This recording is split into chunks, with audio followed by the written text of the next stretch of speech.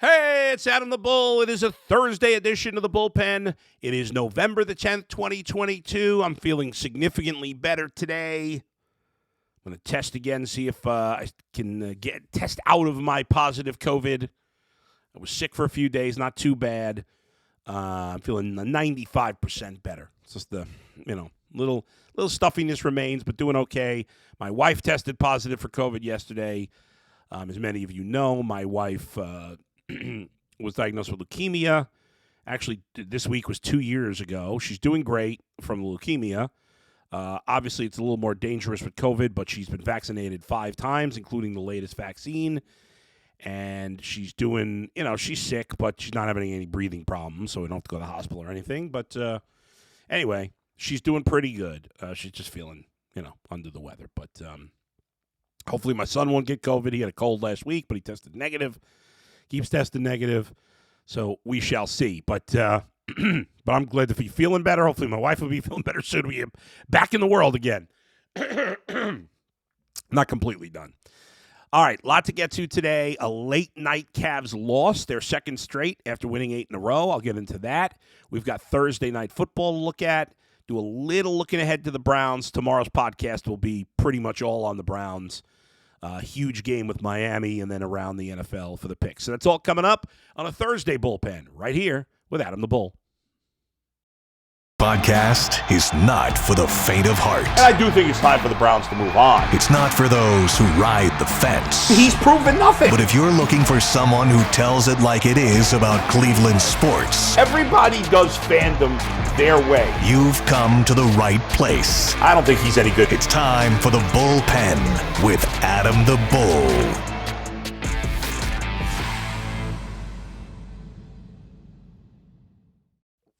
Bow, bada, bow, bow, bow.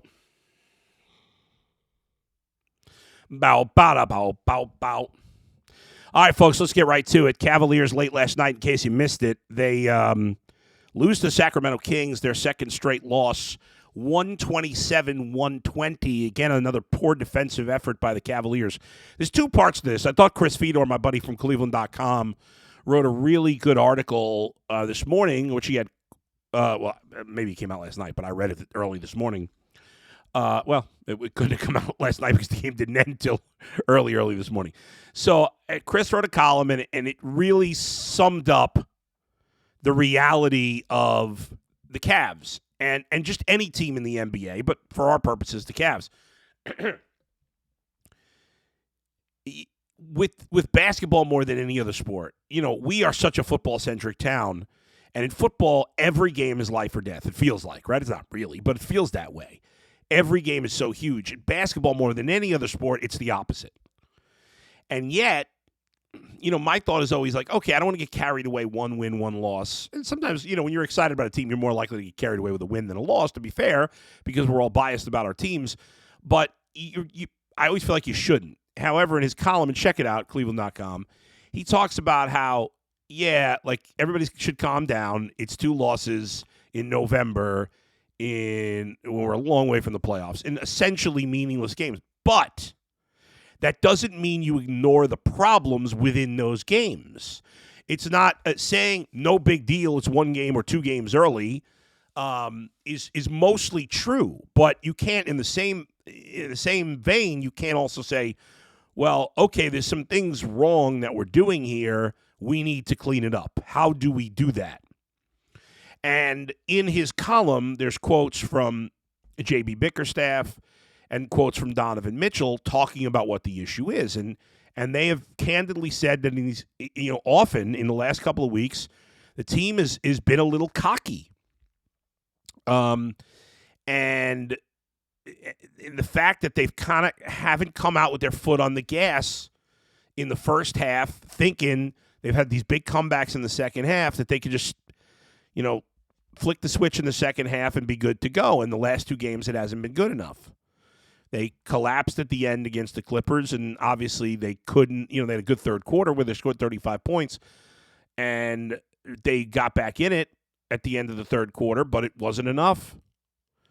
And the defense in particular, this game, and both Coach and Donovan Mitchell talked about this.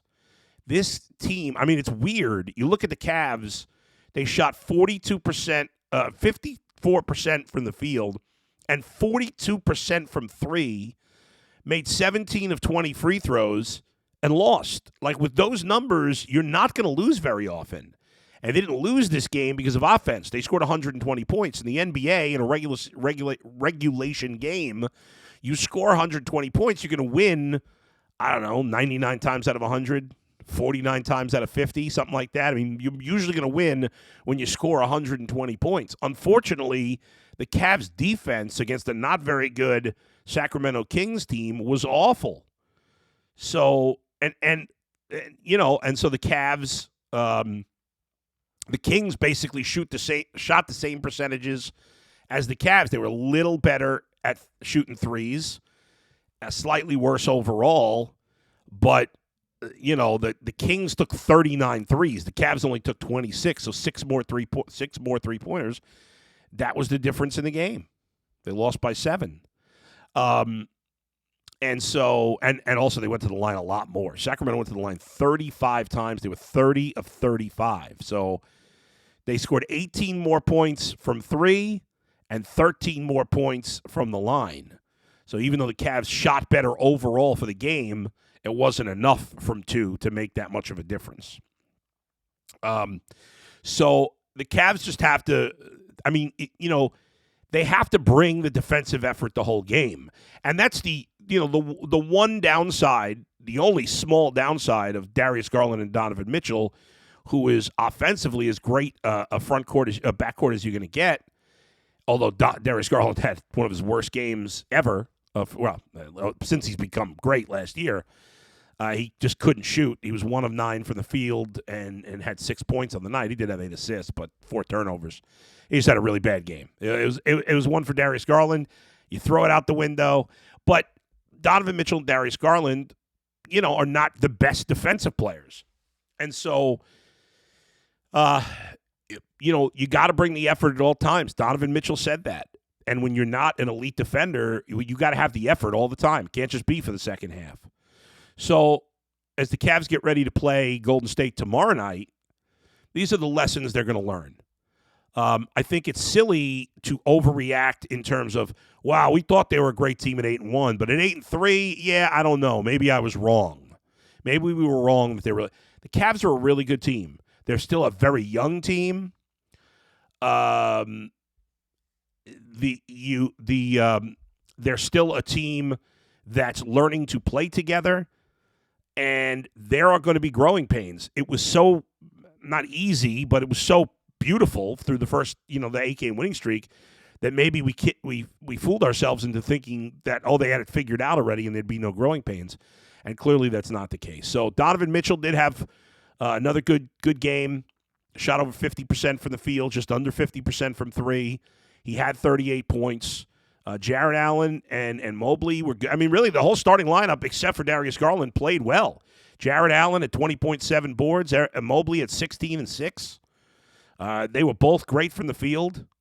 Combined 14 to 21. I mean, phenomenal. Karis LeVert had a good game, 21 points. He almost had a triple-double. 4 assists shy of a triple-double.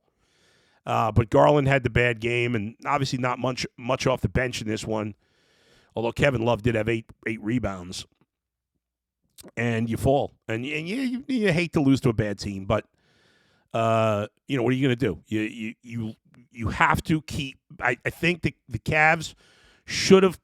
It was surprising they didn't come out with more energy at the start of this game because they had just blown a game to the Clippers and probably had a sour taste in their mouth. These West Coast road trips are tough. They've been on the road for a while, and they close out this road trip in Oakland, or wherever the hell that new arena is. Is it in Oakland? I can't even remember. Playing the Warriors before they'll come home for a Sunday game, a Sunday night game with Minnesota. So after a great start to the trip, been a disappointing couple of games, but it can all be salvaged if the Cavs can end their 2-game losing streak by beating the Warriors tomorrow night. As for the Warriors, they had been playing, they just beat the Kings, and they only beat the Kings by 3, and that ended a 5-game losing streak for them. The Warriors are not off to a good start. Now, we know how good a team they are. Steph Curry's playing great, but hasn't gotten a ton of help. If the season ended today, the Warriors would not be in the playoffs at 4-7. Now, silly to think they'll end that way or that they're not really a good team, but they are not playing well right now. Bucks are the best record in the NBA at 10-1, and then the Jazz at 10-3 have the second best record. Cavs now tied with the Celtics, the Suns, the Blazers, and the Nuggets for the third best record in the league at 8-3. So, no need to panic, but the Cavs do need to clean up some of these mistakes that they're making. And so far, that's been an issue in these last two games. And so you want to clean that up. And I think they will. I'm not worried about it. In terms of Garland specifically having a bad game, to me it's completely meaningless. It's just a fluke. And I think he'll come out and play a great game against the Warriors tomorrow. That would be my expectation. So there you go. All right, take a break. We come back, get into the Browns a little bit. Also, some Thursday night football. I got some movie and TV stuff I want to get into today as well. So a lot to talk about. But first, I want to talk about Built Bar. How about that? Built Bar has some reimagined flavors. Cookie dough topper, coconut brownie bar, coconut brownie topper, white chocolate peppermint granola. It's Built's take on the granola bar, so it's more filling and still insanely tasty. And candy cane brownie puff. How about that? Built Puffs are like biting into the universe's most delicious cloud. First off, for anyone who hasn't tried Built Bars before, they're literally the best tasting protein bars ever built. They're revolutionizing nutrition as we know it with 100% real chocolate, 17 grams of protein, and shockingly low sugar and calories. So what are you waiting for? Get 15% off your order right now by using the code LOCKEDON15 at Built.com. That's LOCKEDON15 at Built.com. Quick break, and then more coming up right here. The Bullpen with Adam the Bull.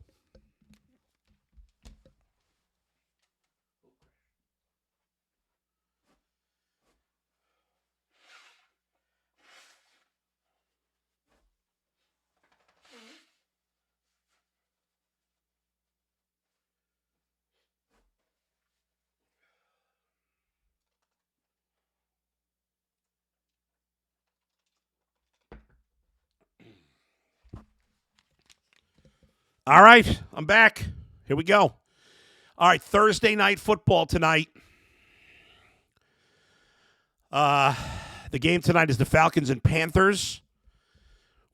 It seemed like maybe Baker Mayfield, who came in so the Panthers were down 35-0 to the Bengals at halftime on Sunday, and Baker came in the second half and actually played pretty well. Now, the game was a blowout.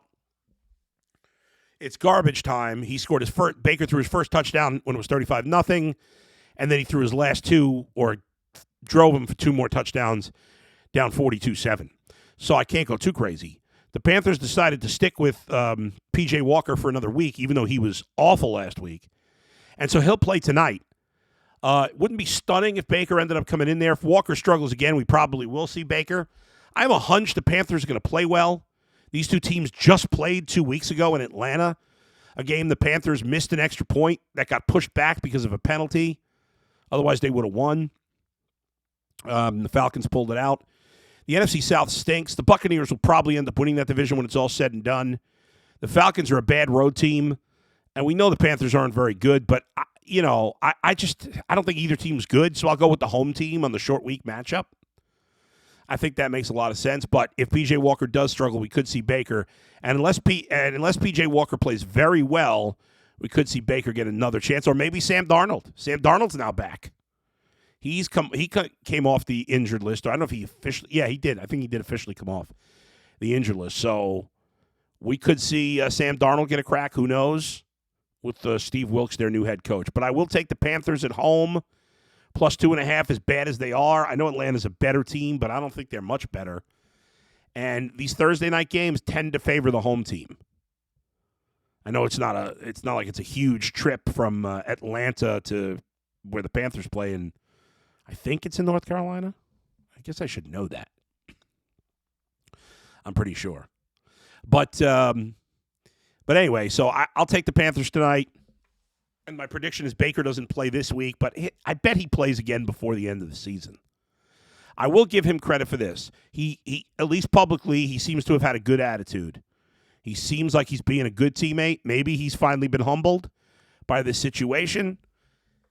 He's obviously never going to be in a situation again where he's guaranteed to be a starter, which is, obviously remarkable from where, 15 months ago.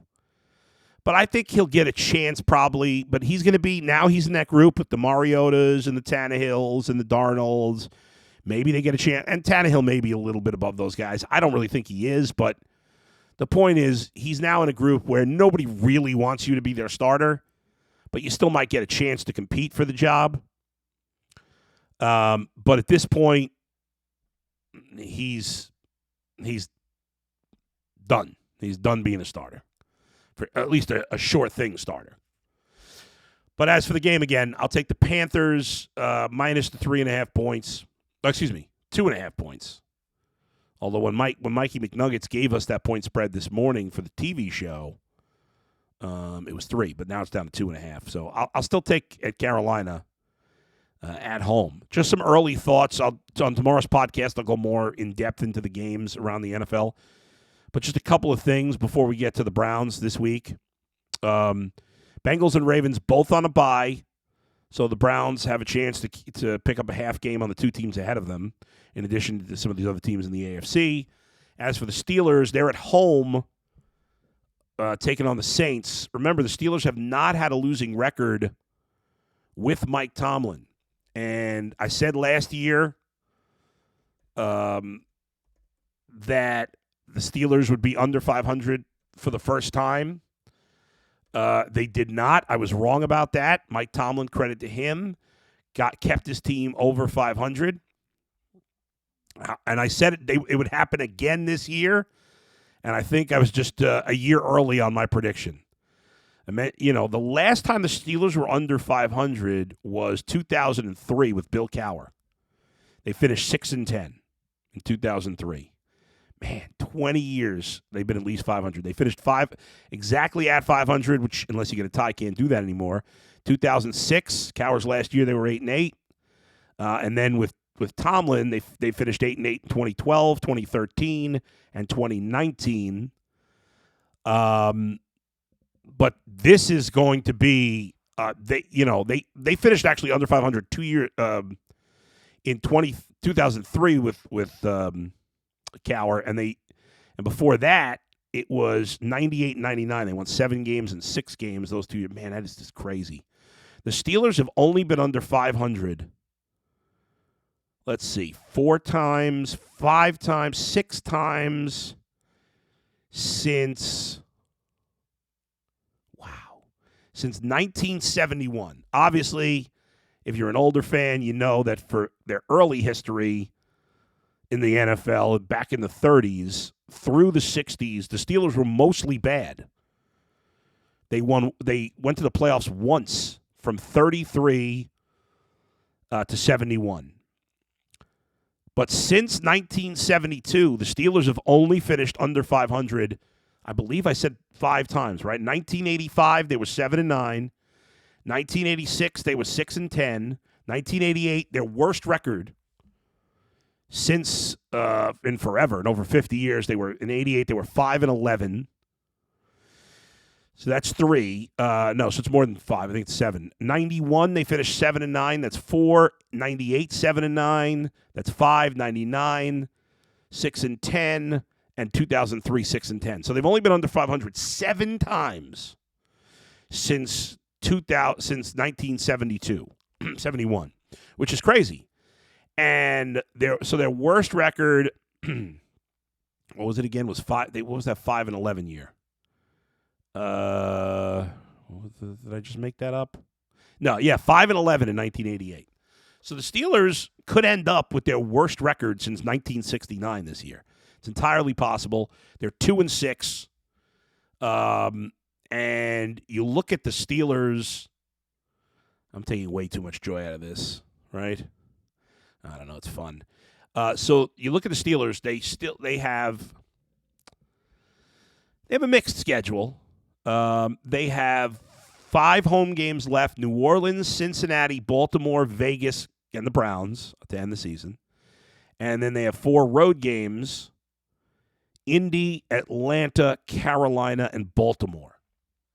They'll probably win 5 or more games. But I think this is going to be their 8th season under 500 and their first in 20 years. They're 8th since 71 and their first in 20 years. All right, when we come back, I'm going to get specifically into the Browns a little bit on this weekend. And like I said, we'll do a lot more on the Browns coming up tomorrow. Plus, you know what? I'm going to stick with the Browns here, and I'll take the break before I get some TV and movie things I want to hit on. So, a couple things for the Browns in terms of the injury report. Let's start with David Njoku. He obviously would be huge to get back. David Njoku was really emerging before his injury as having a breakout season. You look at what he did. Remember, the first 2 games, he had 4 catches for 39 yards. And then after that, 9 for 89 and a touchdown, 5 for 73, 6 for 88, 3 for 58, and 7 for 71. He caught all but 6 of his targets in the last 5 weeks, and they could really use him back. Now, on Monday, David Njoku said he was planning to play with the ankle injury. He did not practice yesterday. Kevin Stefanski said he wasn't sure whether or not Njoku was going to be able to play. So we'll keep an eye on this. Obviously, this is a big deal to see if the Browns can get David Njoku back. I think that would be huge. The other big name, Denzel Ward. Denzel Ward should be able to get back this week. He was able to practice earlier this week, coming off the concussion. So my assumption is that Denzel Ward will be able to get back this week. Jerome Ford, who was the running back they drafted this year, who hasn't really played at all, he could be back this week as well. I don't know if that matters. He's really a special teams guy at this point, at least for this year. But something else to keep an eye on. I know Myles Garrett and Joel Bitonio and Clowney have all missed some practice time. I'm not really concerned there. The biggest concern at this point is Njoku. I mean, you're playing a good Dolphins team, and they're 6-0 with Tua starting and finishing the game. To me, it would be big to have David Njoku back. Getting Denzel Ward back, obviously huge also. The Dolphins wide receiver tandem has been phenomenal. And so slowing those guys down a bit would make a huge deal. All right, we'll know more tomorrow, and we'll get into more details tomorrow. Take a quick break. Come back with more next, right here in the Bullpen with Adam the Bull.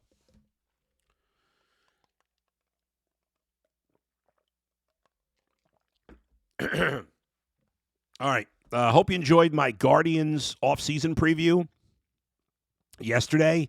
I had fun doing it. It won't be the last time I talk about the Guardians this offseason. Obviously, I'll keep you up to date. They did make a minor trade where they traded away one of their minor leaguers. Somebody, it's not one of their better prospects. It was a minor deal for just, I don't even remember what they didn't get anything. It was like some cash or future considerations or something, but nothing with nothing, not even worth getting into. But there could be, I would not be surprised if in the next week the Guardians made a significant trade. Certainly in the next month, because they have some guys that are really good that they could lose in the Rule 5 draft, which happens in about a month at the winter meeting. So keep an eye on it. I would not be surprised if the Guardians made a trade of significance to get a catcher, to get a starting pitcher, even to get a first baseman, where they give up some prospect depth, and they have a ton of it. They can afford to trade it. They need some things. It makes a lot of sense. So, and if that happens, certainly I'll be totally on top of it for you. Just wanted to get into a couple other things in terms of television and movies on a couple of things I've either seen lately or I'm looking forward to seeing. I got my trusty TV and movie list here. I could show you. I don't know if you can really see it. It's a little hard to see with the lights and stuff. I apologize. Anyway, if you're a Star Wars fan, I don't know what you think of it, but I am really enjoying Andor on Disney Plus, which is a prequel to Rogue One, the movie. If you're not a Star Wars person, you're not going to care. But I'm curious, after you see the podcast, send me a tweet or send me an email or something what you think of Andor. I love it. I'm really enjoying it.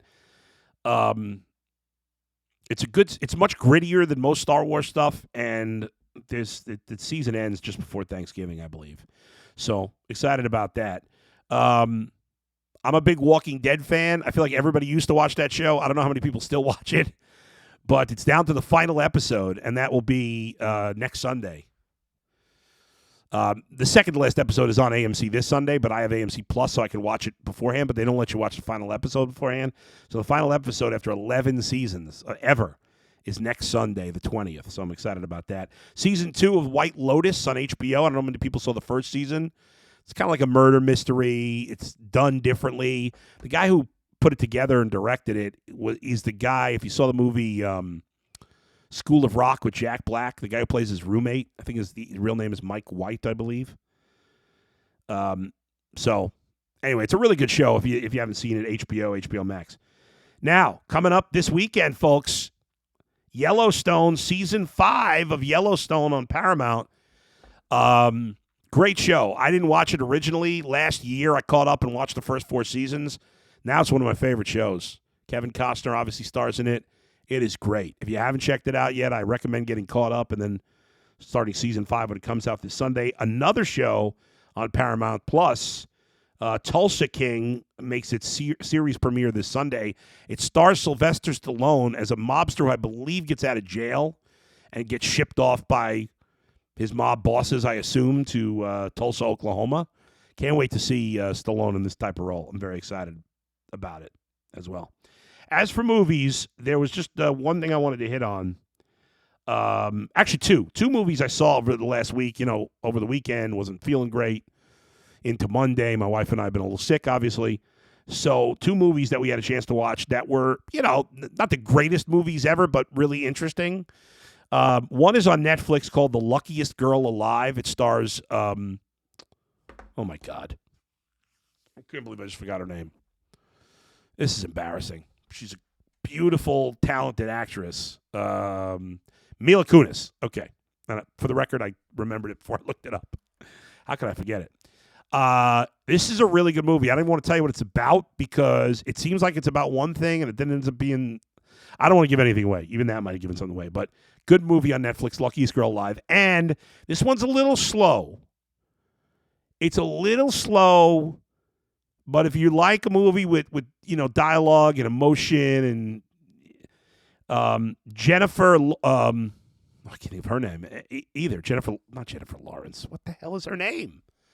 Oh, my God. What is wrong with me that I can't think of anybody's name? Jennifer Lawrence. Yeah. Why did that sound wrong to me? All right, I did get it right.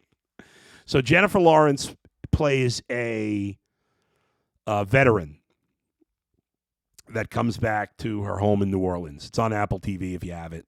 It's a little slow, but I really enjoyed it. I really enjoyed it. So check it out. All right. Thanks for joining me on the Thursday edition of The Bullpen.